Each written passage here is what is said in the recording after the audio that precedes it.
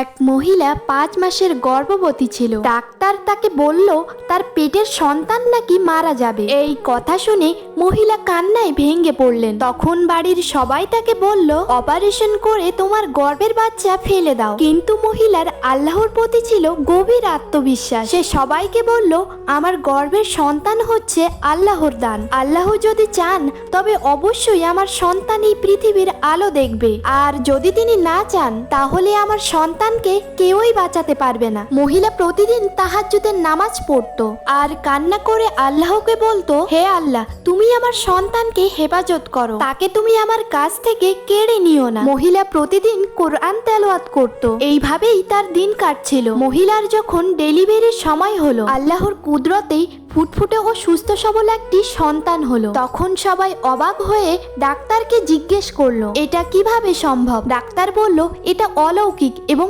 আল্লাহর কুদরতেই এমনটা সম্ভব। বন্ধুরা, আল্লাহ চাইলে অসম্ভবকেও সম্ভব করতে পারে।